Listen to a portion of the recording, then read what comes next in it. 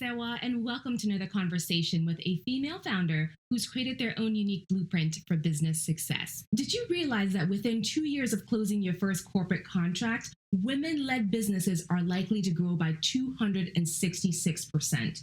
Would you like that kind of growth for your business? If you would, keep on listening because today's conversation is with Liz J. Simpson. She's the founder of the Big Money Movement, a sales accelerator that empowers women experts to close 5- and 6-figure corporate contracts. So if you'd like to learn all the tips, the skills, what to say during discovery calls, how to get in touch with the right people within corporations, this is going to be a great conversation for you. Before we dive into it, don't forget to hit that notification bell and subscribe so you don't miss our next conversation.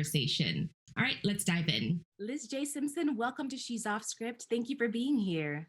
Oh, it is an honor. Thank you so much for having me, Sarah.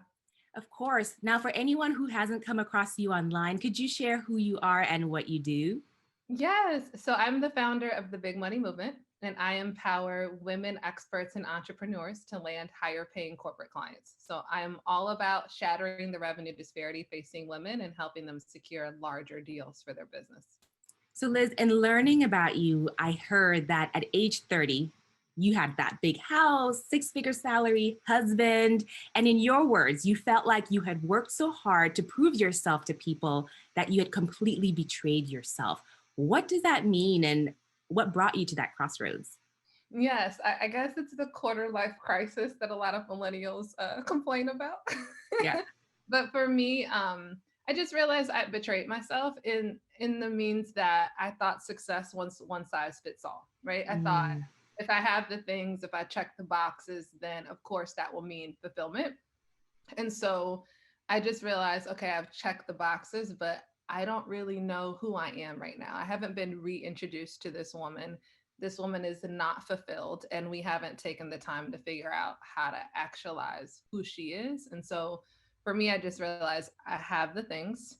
I'm at the top of someone's mountain, but it's not mine. So I need to figure out how to reassess and redefine what success means for me. So then that brought you to the point where you are working with women and helping them to shatter the revenue disparity. So what is that revenue disparity being faced by women today, and how are you helping them shatter it? Absolutely. So if we look at women-owned businesses versus male-owned firms, men average 67% more revenue than women. So if you look at it, that's if a woman-owned businesses is averaging $100,000, a male-owned business is averaging 367% more than that, right? So that's one part of the revenue disparity.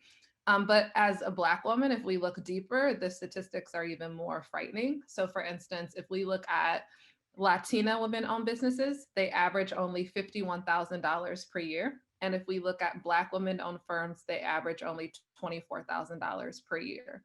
And so one of the big things with the Big Money Movement is the idea of we're creating revenue that's bigger than ourselves, right? So it's about creating overflow in our businesses so that we can give from a place of abundance instead of scarcity, which a lot of times when I think about like the Black community and Black churches, I think of some of the most generous people in my life having so little. But there's a difference between giving from sacrifice and giving from abundance, which is what I want us to embrace. And so a big part of the Big Money Movement is realizing that, small money is what we call settling. Like, survival is selfish, right? Feeling like I'm doing good enough is selfish, because if I had a capacity for overflow or abundance, I could give to causes that I care about. I could create jobs in my communities. I could create social change. So a lot of these things, especially now with this heightened sense of the past year, a lot of these things that we feel passionate about doing, small businesses and capital is a great vehicle to do that when we as minority women have the tools, resources, and ability to do so. So that's the work that I do, is focusing on that. Okay. So what do the businesses you work with or the female founders you work with look like, or where are they in their journey when they first meet you? And what are some of the outcomes that you're seeing after they've gone through the transformation of the Big Money Movement? So yes, definitely. So our work is all about helping them land corporate clients. If we look at the majority of women-owned firms that have achieved $1 million or more in revenue, we noticed that over 60% of those businesses are working with corporate clients. So, you might work with an individual client and say your average deal size is $1,000 offering. But when you work with the corporate client, then your average deal size becomes $15,000, $50,000, $100,000. So most businesses, when they start out, have this inconsistent revenue season, right? They're trying to create traction. And so whether you decide to stay in entrepreneurship or not, if you can land a corporate client that's worth $50,000, that gives you enough cash flow to move differently in your business, which is what our goal is. So to answer your question about where they are, we look at it as 4 different phases, right? And which is common in the startup world. There's the ideation phase, which is I'm thinking about business and I have an idea, I'm inspired, but I really haven't done anything, about this idea yet. And then there's the market fit phase. And the market fit phase is, okay, I've taken this idea and now I've started to mold who that ideal buyer is, what their needs are, what the problems they need solved, and how I could then create a solution for it. And I'm starting to offer this solution to my ideal buyer to see if they actually want it. Are they willing to buy it, right? Mm. And you've passed the market fit phase when people are paying for the solution, right? They're showing you proof. And then after market fit, there's the traction stage. And that's where most of our clients come to us, right? The traction phase is I've landed a client or two, but I'm throwing spaghetti at a wall, right? I've had a word of mouth referral drop in my lap. And so I know people want this, but I might land a client in March and then there's crickets for 3 months and I can't live like this. So I need to know how to create consistency. And the final stage is scale up. And so the scale up problem is more, we're getting consistent clients. We have some idea what we're doing, but I can't do this by myself. And I need to figure out how to grow a team. So those are the 4 phases. Oftentimes we are educating to help with the ideation and market fit phases, but to get past traction and scale up, that takes more hands-on coaching. So those are the 4 phases, I would say. And women are in all different areas when they come to us. So what's the number one hindrance, would you say, to women making that leap from single client to corporate client? Belief. Belief. You can come out the box doing it. It's very simple. We talk about this all the time in my programs. It's simple. What I love about corporate clients is it's not as people make emotional decisions that they justify with logic. There's always emotion in the buying process, but corporate is less emotional from the standpoint of in corporate, they know they have a business problem. They're looking for a solution. They create a budget for it. And oftentimes the person who gets that contract is who has proximity to the buyer and who proves that, hey, I can come in, I can solve this problem. I'm not going to embarrass you. I'm going to do what I said I'm going to do. That's what I hear from executives all the time. I just want people to do what they say they're going to do. And I want to trust that if I hire them, they're not going to embarrass me. And so I think a lot of times we create this belief that we have to baby step, which is a pet peeve of mine, because you don't have to baby step. You have to have expertise, you have to solve a problem, and you need to gain access to a buyer who has that problem and then secure the contract. So I have clients who are still in corporate, they're parallelpreneurs, if we will, who are landing corporate clients. We have clients who have online courses or solutions that are more for the consumer market, who are now offering that same solution to the corporate market. So the answer is whenever you decide you want to, the opportunity exists. That's so good to know that you don't have to do the let me test with small clients before I go big time. You can start there right out of the gate. But so now let's get into the how to. So you mentioned that first it's proximity to the buyer. How do you create that proximity? Yeah, there's so many different ways, right? And when we work with clients, you have to be true to you. I'm all about self-awareness. So, a great way to gain proximity is speaking, right? So if I speak at a stage, it's something about being the person holding the mic in the front of a room that just it's like a magic act that people are like, oh, you're someone I should listen to. So speaking is a really powerful way. And speaking can be virtual or in person, right? So being featured a place, that's a great way, assuming that you're strategic for where you speak. If you're speaking somewhere where corporate executive buyers aren't there, then it's all for naught. But speaking is a strategic way. Leveraging your existing network. I tell people one of the first things that we do is identify who's in your network right now who is in the role of your ideal buyer, who they have proximity to your ideal buyer and they can do strategic introductions. And also sometimes you just got to take control and introduce yourself, right? As a value creator. If there's someone that you want to have proximity to and there's no one in your network to help you, then find a way to give value. Like Bob Burg has the go-giver mentality, right? And Stephen Covey talks about relationships and how you need to make deposits before you make withdrawals.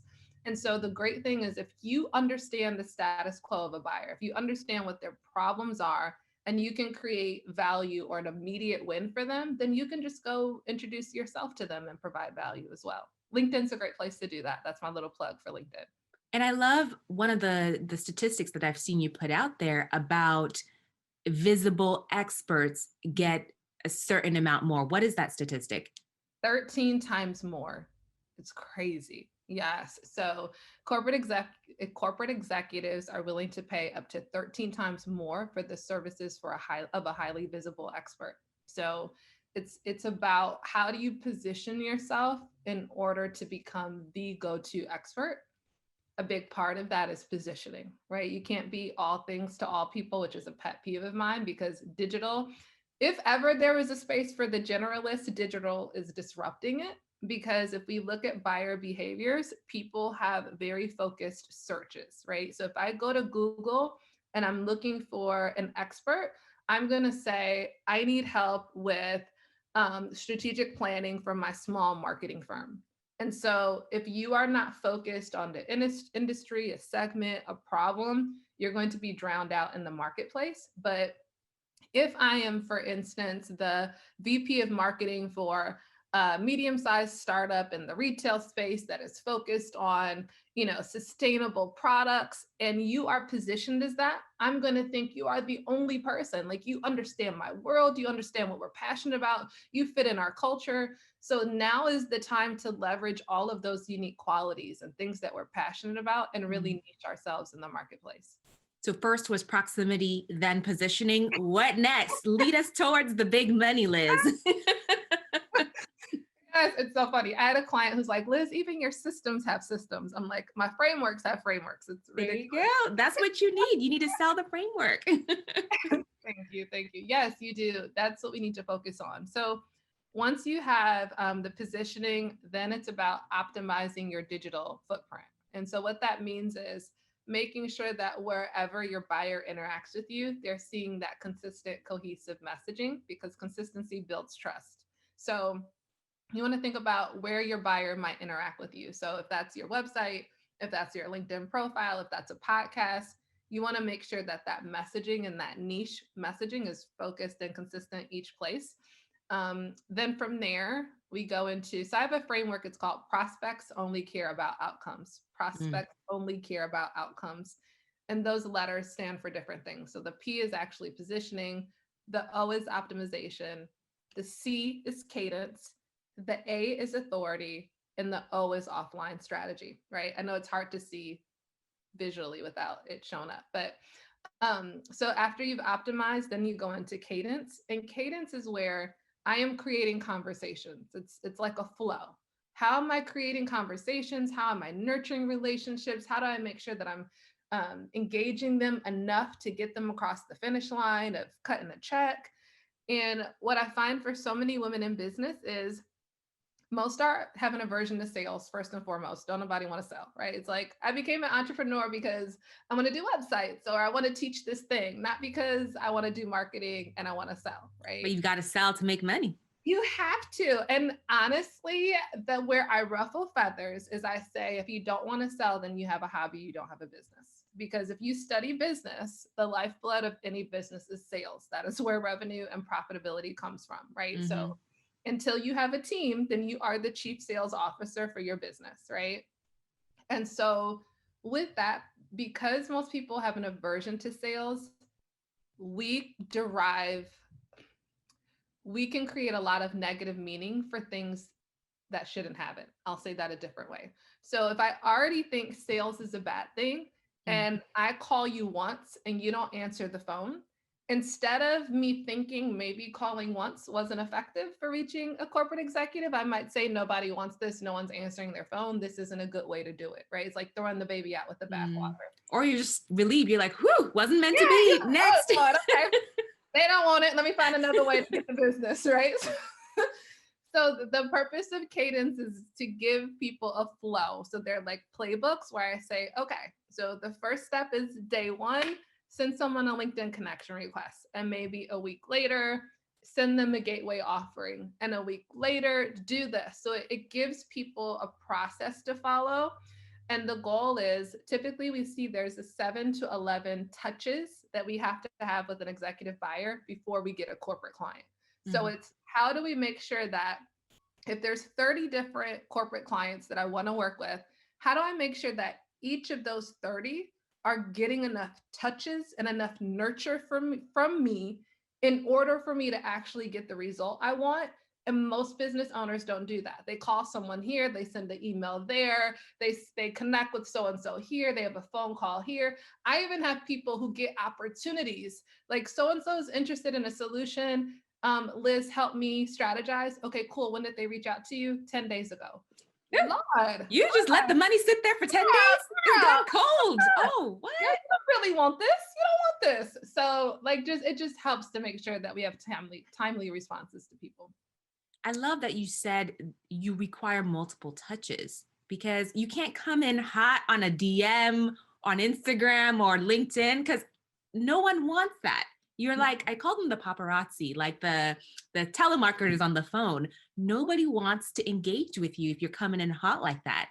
It sounds desperate, or it feels desperate. So, okay, so once you've kind of gone through that and you've figured out this is my cadence for forming relationships with them, how do you then move in for the sale? Yeah. Or is that too soon at this point? No, I mean, what we find from interviewing corporate executives is the higher up you go, the less of the BS they want, right? So we're all in the business of people. It's about relationships, but you're going to find that a percentage of the people that you connect with, if you're positioned well, like say for instance, my LinkedIn is on point. It is like extremely clear what I do. I have testimonials on it. I am speaking about the status quo of my buyer. And I connect, let's say I connect with an executive buyer on LinkedIn. One of them, it might read my LinkedIn profile, and the moment we have our first conversation, they're like, yeah, I know what you do. I did my research and we have a problem. I'm talking to you because I need this solution. Boom, well, let's get to business, right? Or there might be others that I reach out to who are like, wow, I love the work that you do. I don't have a need for your solution, but I'd love to just, have you in my network. That might be someone I nurture, right? So people are going to fall in different areas, and executives tend to be cut and dry because they don't have time to waste. Their hair is on fire, right? So, and that's another reason why you need to know what's happening in the world of corporate executives. There's a lot of times high turnover, high pressure. There's a lot of reasons why they're looking for experts like you. So once you identify at least that there's an opportunity to have a conversation, the thing about no conversations, no cash. When we're talking about corporate buyers, you have to speak with them. You have to have some type of conversation to get the deal. And so the key where most people drop the ball is in what we call discovery conversations.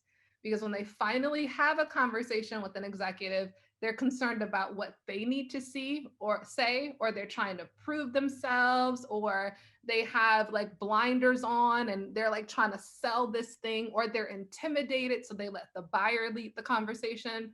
So you really need to know how to lead a discovery call. And the beautiful thing is the freedom comes from, you should really go to a discovery call in surrender without being attached to an outcome. And you really should be curious about what's happening with this person, what's happening in the world of their organization, what's happening in their day-to-day. How can I be a resource? What are their greatest concerns? What does success look like for them? And so I always tell my clients, if you're focused on what to say, you're doing discovery conversations wrong. You should be focused on what to ask.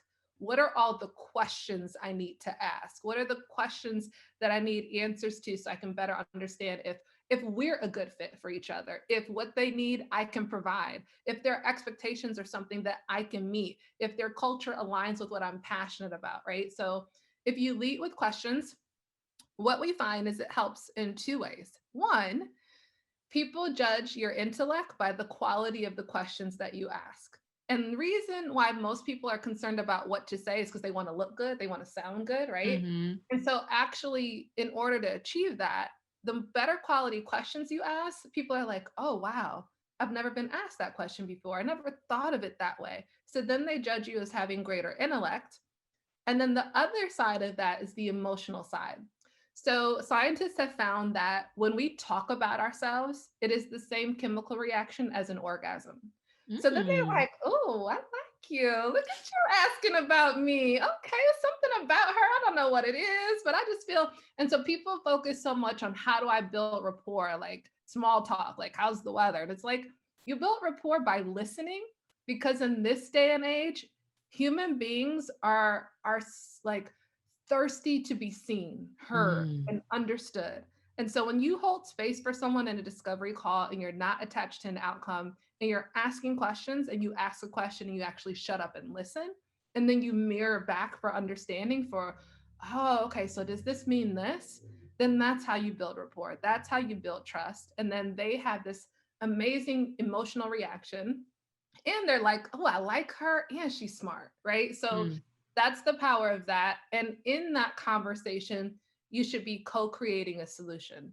So in that conversation, the questions in the conversation should be, oh, this is what success looks like. How would you prefer to see that shape out? So it's like by the time discovery is done properly, you should know what they want and what they're going to say yes to, right? Mm. And then you move into the proposal phase.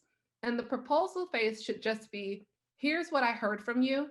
Based off of what I heard, here are the goals, here's your objectives, here's your timeline. And then I've wrapped my head around maybe 2 to 3 ways that I can help you get there, including the ways that you would like. So the only question in your proposal process should be, are they going to agree to the terms and conditions? And are they going to be okay with the investment levels that I'm proposing to them? So that's it. And then you close it. So, a couple questions on the back of that. Yeah. What do sales objections sound like at that level when you're dealing with executives? Yeah. So objections are normally questions or hesitation. So, the things that people are trying to wrap their head around are, will this solve my problem? Right? Because every organization thinks that they're unique, right? They think that their culture is unique. So they're trying to wrap their head around, will your approach solve our problem? Does it consider what's unique about us? Do I trust you? Can you achieve what you say you're going to achieve? And it could be individual as well, right? Because people make decisions based off of what the organization needs, but also what they need, right? So, like, selfishly, in my role, what am I concerned about in my job, right? And what's at risk for me? Will you make my life easier? Are you going to make this harder? Are we going to have issues with buy-in? Like, so there's so many things that could come into play. The beauty of being unattached to an outcome, and this is a learned skill set, right? We have to role play, we have to coach this over time. It takes time to develop the ability to show up to a discovery call and really be unattached to an outcome. But when you get to that place, you want them to articulate their objectives. You want to hear them, because you can't get past something that you don't know exists, right? So you Yeah. need them to have the space to articulate what their concerns are. And when we talk about attaching meaning to things, a lot of times women will hear an objection and they're like, oh, I can't get past that. That's the worst. If they have an objection, they'll never work with me. And it's like, no, that's an opportunity to hear what their challenges are, right? So that's just my thought on that, but they vary. You'll hear all different types of them. Okay. And then you also mentioned that within the proposal phase, that's when you also need to figure out, are they going to be open or okay and open with my price point? Mhm. Should you be anchoring that price point earlier in the conversation so that you're not disappointed when you drop the price tag and they're like, whoa, that's out of our budget? How do you get over that being an issue? Yes, that will vary tremendously, right? Depending on who you work with. So, say for instance, you're in marketing and, you're offering a marketing solution to a company that does 5 million a year, and you know that their typical marketing budget is, 20%. Like, there's some business models where you know already that your positioning and pricing is within the realms of industry standards, right? And so for those people, they don't always have to anchor, they just know. That's another beauty of corporate clients is it's not the same as someone writing a check from their personal pocketbook. Like there's industry standards in some places, right? Um, but if that is a concern, one of the questions should always be budget. So one of the ways that I pose that question is, okay, I'm going to take the next 48 hours and just wrap my head around this conversation and map out a few ways that I think that we can help you achieve it. As I'm mapping this out, are there any hard budgets that I need to be cognizant of to make sure that I stay within them, right? So if there is a budget, that's a way of me saying, hey, do I need to be cognizant of a budget? Are there like hard standards here? Because if not, I'm just going to give you these prices I got, right? And not that I necessarily change my prices off of that, but it helps me to know. Got it. Okay. So it's one thing to know how and what the flows are in order to get the outcome of big money, but what are some of the processes or what are some of the systems that you have in place and the tools that you're using to keep yourself organized in order to really show that professional face that's going to make your buyer comfortable? That's a great question. One of the things is you need to shore up LinkedIn. Like LinkedIn has to be where you are. There's so many statistics, right? Like 84% of executives turn to LinkedIn to make buying decisions. We look at 80% of B2B leads come from LinkedIn. So that's where your corporate buyer is going to identify who the expert is for the problem they have. So you want to make sure that that positioning is clear on LinkedIn. And you want to treat LinkedIn like a sales page, right? Like if someone goes to my LinkedIn profile, you want to make buying as simple as possible. So you want to make sure they know your email, how to contact you, what the next step is, what your background is, what your niche is. So all of that should be evident from LinkedIn. As far as organizing your behaviors, you need to have something that tracks your activities. I call them income producing activities. So with my clients, there are KPIs we track every week, right? Like, so how many contacts have you reached out to? How many discovery calls have you had? How many proposals have you had? How many deals have you lost or won?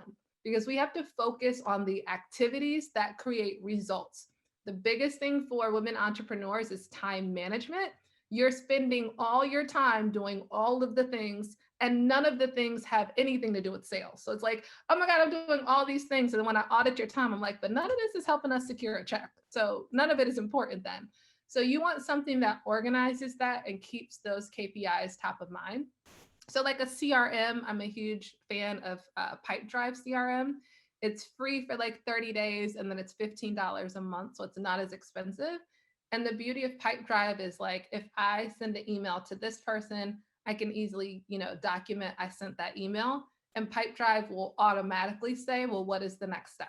And then you can say, oh, well, in 2 days, I'm going to send them a message, and you can just schedule it and it integrates with your calendar. So it's a way to make sure you keep the main thing the main thing.